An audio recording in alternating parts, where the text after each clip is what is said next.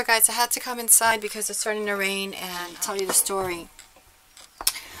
Christian and I were looking for property in rural Florida, and everything. A lot of the houses that we made bids on and tried to buy that were foreclosures, it was really difficult for us to get an accepted bid. So one of the things that we had problem with was finding a home and getting our bid accepted.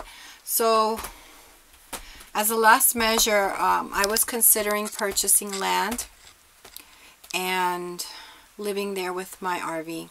As a matter of fact, when I made the offer on this house, I was not sure I was going to get it.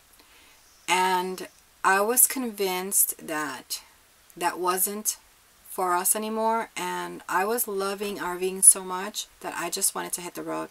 And that week that I made the offer on this house, I also traded in my Class C for a full-timing travel trailer. I bought this for full-timing because it had a slide out, and my Class C did not have a slide out.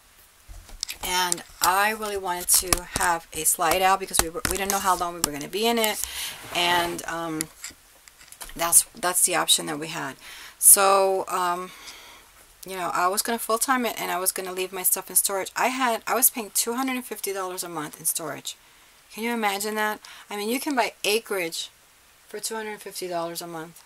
I mean, I'm sure you can, because you can get it for $20,000-$30,000. I mean, I'll give you a tip. I wasted a lot of money. In my 20s, I worked. And I could tell you that I wasted a lot of money in my 20s. In my 30s, I worked my butt off. I mean, I worked. I didn't go out to dinners. I mean, I was married too in my 30s. And, you know, I was a dedicated wife. I worked. I made money. And I spent to remodel the houses. I had several houses, so I was always buying assets and moving up, and luckily I was in a good time in real estate. So I was able to sell my houses. I was able to enjoy the loopholes of you can rent it for a couple of years, and then you can live in it, and then sell it. So there's a lot of loopholes that the government has for real estate that you could use. I would have known in my 20s about the possibilities of purchasing an RV and being on my own. I would have been on that. I mean, I think this is the best way to start off in life. I think you're wasting your money if you get an apartment, because once you get an apartment, you have to lay down security and deposit. You also have to furnish the apartment. If you get layoff, you have to get stuck there looking for something. If I have an RV, I don't need none of that. It's already furnished. I just need to bring my personal belongings. I can go anywhere where the jobs are. I can be debt free if I pay cash for it, or I can pay for it in a shorter amount of time that I can with a mortgage. And I can travel. Granted, you do have maintenance, just like, you know, if you had an apartment, you'd have to pay for electric and stuff like that. You might know somebody that will rent you some space, or you can actually work camp, which is a great idea. So there's a lot of options that are open out there for young people. If you're not spending your money on rent, you're actually putting money into something that's yours. And I think it's the way to go. I mean, RV parks are not that expensive. You can also put an ad in Craigslist that you have an RV and you're looking to park it. And I'm sure there's people out there who have enough land that you can actually park it there and live there. So, you know, this is a way for you to save your money as long as you're not in your 20s going out and spending it. I mean, making the commitment to say, I'm going to do this, and, you know, I would pay $800 a month on a rent. I'm paying $300 a month for my RV, and the difference between an apartment and rent, I'm going to put it aside. Because down the line, you know, RVs don't last forever. So down the line, you may have to replace it. But hopefully by then, you'll be making more money. You've moved up in life, that you are making more money, and maybe you have more money to invest or whatever. I think in your 30s is when you really are at your peak of working, is when you really up the ladder and you're making money and you're really working hard. And for me, I bought a lot of stuff, and I had a lot of stuff, and I just want to live a more relaxed life, a simpler life. And I don't need all the stuff and the fancy stuff, but I do like to be neat and clean, and I like my house to look presentable. So I do keep up with it, and I like it to look good. But I want to travel and I want to see the world, and I'm not going to wait till I'm 65, and I'm not going to wait till I'm 70.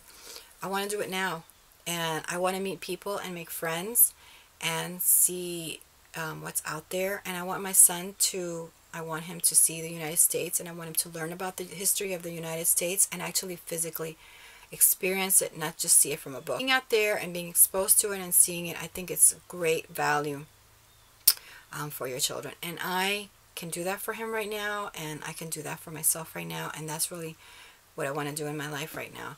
So I encourage you, all you young people, if you're out there thinking about this, you don't have to get an RV, a big giant RV. I think there's vans out there. A lot of things that you can do, and there's a lot of great people out there who are doing videos on van dwelling. I think it's an awesome idea. For women, we may want to go with something else. I highly encourage you to think about a travel trailer. Probably nothing too big. Maybe a 24, 26 is a good size. I'm thinking probably like a 24, because you want to have your bathroom and your bedroom and your sleeping area. It's a 24 foot is a good size to start off with. Class C is also a great option too.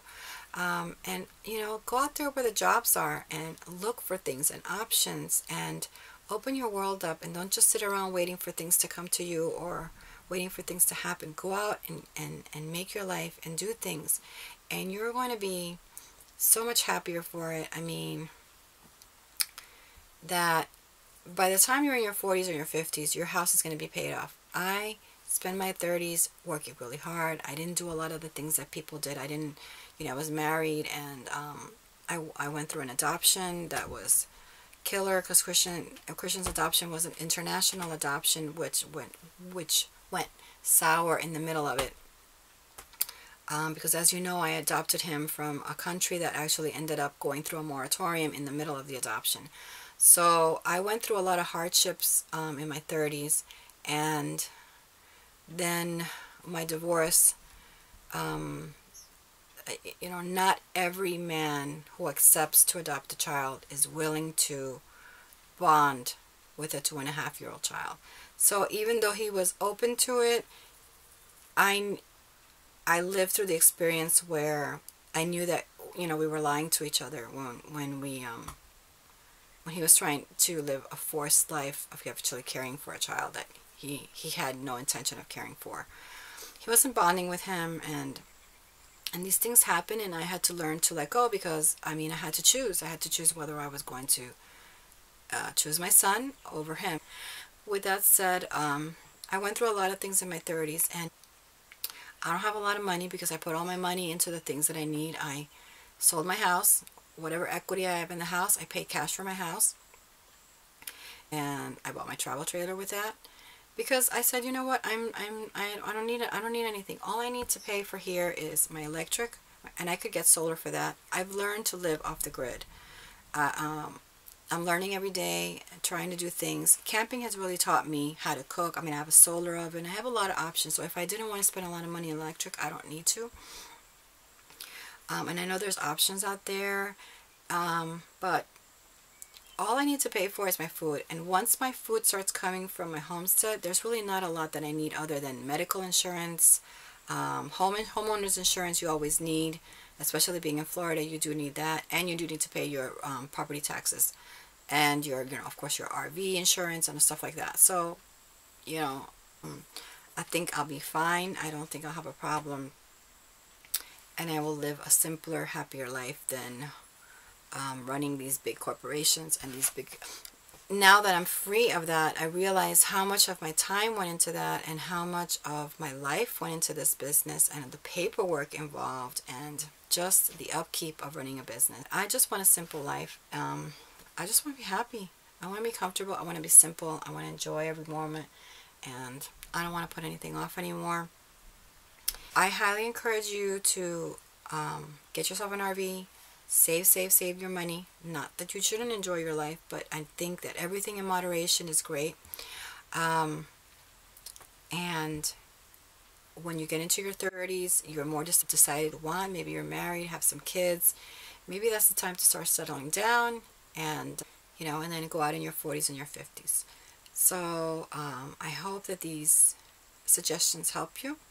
and I hope you have a great day.